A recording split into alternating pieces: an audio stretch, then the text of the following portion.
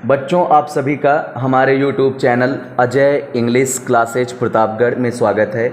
बच्चों, हम लोग टेंस पढ़ रहे हैं और आज का हमारा टेंस है future perfect tense. Future perfect tense, ठीक है। पहचान, मैं आपके सामने पहचान बोल रहा हूँ बच्चों, आप लोग अपनी कॉपी में लिख लीजिए। पहचान: जिस हिंदी के वाक्य में मुख्य क्रिया के अंत में चुका होगा, चुकी होगी, चुके होंगे, लिया होगा, दिया होगा शब्द आए उसे फ्यूचर परफेक्ट टेंस कहते हैं। पहचान तो आपको पहले से भी आता था, ठीक है, बोल दिया, आप लिख लीजिए।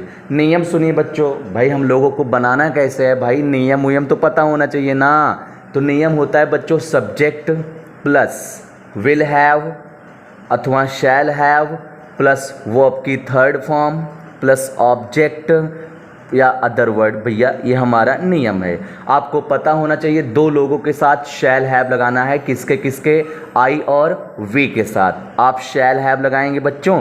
बाकी दुनिया का कोई भी मिल जाए आप उसके साथ विल हैव लगाइएगा। और आज बच्चों वर्ब की थर्ड फॉर्म लगेगी। हाँ, थोड़ा सा स्मार्ट परिभाषा भी आप जान लो बच्चों।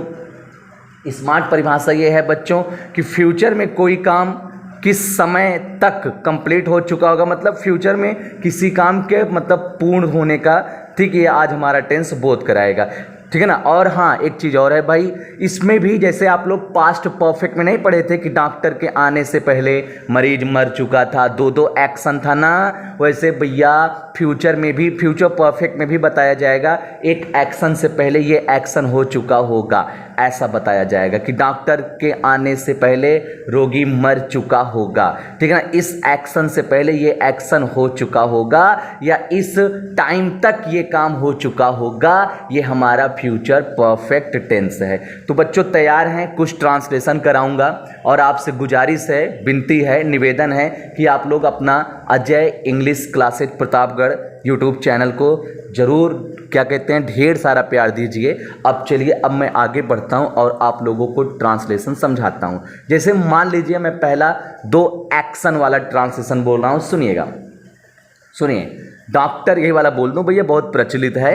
डॉक्टर के आने से पहले मरीज मर चुका होगा, है ना। डॉक्टर के आने से पहले मरीज मर चुका होगा, एक एक्शन से पहले, आने से पहले ये काम हो चुका होगा, तो ठीक है ना।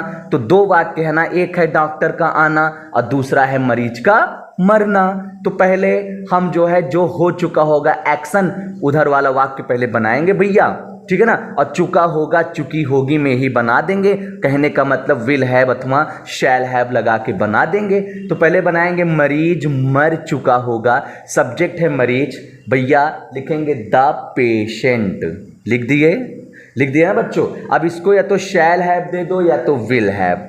तो मेरा तो मानना है आप लोग विल हैव दो, चूंकि आपको क्यों मानना है, क्योंकि आई होता तब शैल हैव, वी होता तब शैल हैव, ये तो भैया मरीज है, इसको विल हैव दो।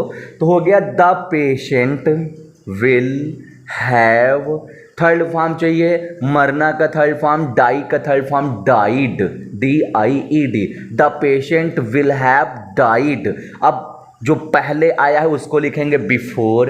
अब बचा है डॉक्टर के आने से तक बचा है, इसको प्रेजेंट इंडेफिनिट में करेंगे। विशेष ध्यान देना, दोनों तरफ फ्यूचर नहीं चलता, ठीक है ना, एक फ्यूचर में रहता है तो एक प्रेजेंट में रहता है। तो अब भैया इसको प्रेजेंट इंडेफिनिट में करना है, तो बिफोर के आगे लिखेंगे, प्रेजेंट इंडेफिनिट में बनाना है, सब्जेक्ट है डॉक्टर, तो लिखेंगे बिफोर के बाद द डॉक्टर, तुरंत बगल वर्ब आएगी, आना को कम, और डॉक्टर एक वचन है तो प्रेजेंट इंडेफिनिट में एक वचन रहता है, तो वर्ब में एस या ईएस लगता है, तो कम्स, अब फिर फुल स्टॉप, है ना बेटा, बन गया ना, क्लियर है, क्लियर हो गया होगा बेटा, है ना, ठीक। अगला सुनिए, ऐसे एक और बता रहे हैं, पिताजी के आने से पहले, पिताजी के आने से पहले माताजी नाश्ता तैयार कर चुकी होंगी। एक एक्शन होने से पहले एकवा एक्शन हो चुका होगा बेटा, तो पहले जो हो चुका होगा बनाएं, माताजी नाश्ता तैयार कर चुकी होंगी, लिखेंगे मदर विल हैव, प्रिपेयर का थर्ड फॉर्म प्रिपेयर्ड, क्या प्रिपेयर कर चुकी होंगी? नाश्ता, ब्रेकफास्ट, ठीक है ना। Mother will have prepared breakfast. Okay, अब पहले की इंग्लिश देखेंगे बिफोर। अब बचा है पिताजी के आने से, इसको प्रेजेंट इंडेफिनिट, तो लिखेंगे father comes, full stop. Clear है।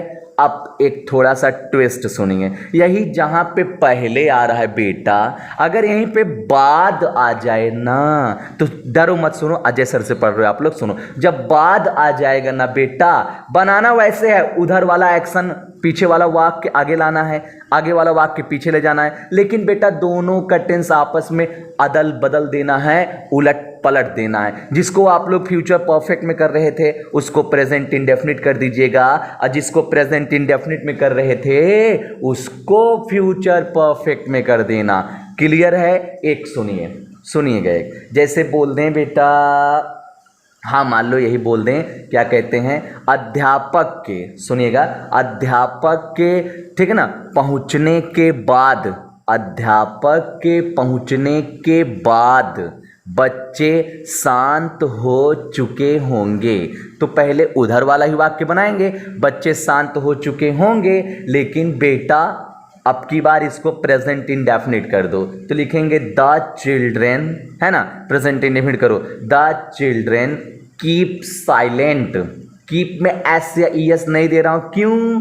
क्योंकि चिल्ड्रेन बहुत सारे हैं, है ना। तो the children keep silent after the teacher, उधर वाला बना दूं, अध्यापक के, क्या बोला था, अध्यापक के पहुंचने के बाद ना, तो बेटा क्या करते हैं, आफ्टर के बाद लिखें सब्जेक्ट द टीचर, इसको दे दो will have, the teacher will have reached, reach का थर्ड फॉर्म रीच्ड, ठीक है ना, या हाँ रीच्ड, फिर बच्चों फुल स्टॉप। ये बन गया ना, क्या बन गया, the children keep silent after the teacher will have reached, full stop. अब एक नॉर्मल सा वाक्य सुनते हैं बेटा, जैसे कह दें, हाँ मिल गया, बहुत गजब का वाक्य मिल गया है, हाँ जैसे कहते हैं वह कल तक, है ना, एक फिक्स टाइम दे रहा हूँ, कल तक ये चीज़ आना चाहिए भैया, वह कल तक यह शहर छोड़ चुका होगा, तो बनाएंगे ही, इसको विल हैव दो, ही विल हैव, छोड़ना को leave, third form left, he will have left this city, कल तक, बाई टुमारो, फ्यूचर में तक के लिए बाई लिख दो बेटा, तक के लिए बाई लिखा जाता है, by tomorrow, he will have left the city by tomorrow.